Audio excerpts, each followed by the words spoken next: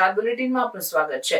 ફ્રેન્ચના duplicate passport સાથે જયમીન પટેલને દોહા airport ખાતેથી ઝડપી પાડ્યો। અમદાવાદ શહેર સ્પેશિયલ ઓપરેશન દ્વારા ફ્રેન્ચના ડુપ્લિકેટ પાસપોર્ટ સાથે દોહાથી આવતી વખતે એરપોર્ટ ઉપર જયમીન સંજયભાઈ પટેલ નામના યુવકની ઇમિગ્રેશનની તપાસ કરતા ઇમિગ્રેશન અધિકારીને શંકા જતા ત્યાં જ તેની ધરપકડ કરવામાં આવી, જેના વિરુદ્ધ એફઆઈઆર કરીને વધુ તપાસ હાથ ધરવામાં આવી છે। ત્યારે પ્રાથમિક તપાસમાં જાણવા મળ્યું છે કે મુંબઈના ઇરફાન તેમજ અન્ય મુસ્લિમ ઇસમ પાસેથી પાસપોર્ટ બનાવ્યું હતું, જે અંગે વધુ ઇન્વેસ્ટિગેશન શરૂ કરી દેવામાં આવી।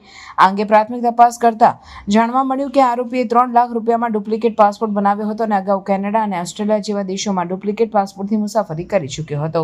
જયમીન સંજયભાઈ પટેલ નામનો એક ઇસમ રહેવાસી કરમસદનો છે મૂળ, અને દોહાથી આવતા પકડાયો છે।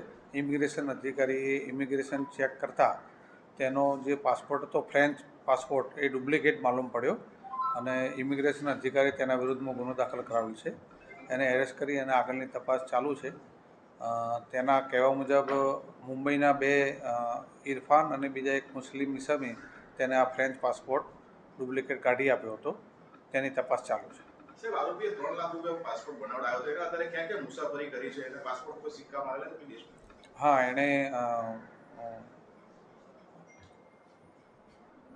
ઓસ્ટ્રેલિયા અને કેનેડાના માં મુસાફરી કરી હતી, અને આ પાસપોર્ટથી ઇમિગ્રેશન ચેકિંગ થતાં ઇમિગ્રેશન અધિકારી તેને પકડી પાડ્યો છે અને તેની વિરુદ્ધમાં ફરિયાદ આપી છે।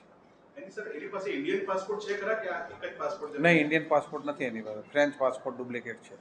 અને આરોપીને સાહેબ અગાઉ કોઈ જગ્યાએ કોઈ ગુનાહિત ઇતિહાસ છે કે શું છે, અને આ નહીં, જેટલું છે એનું કોઈ નામ જે સામે આવે છે? હા, ઇરફાન મુંબઈના રહેવાસી છે, તેની તપાસ ચાલુ છે।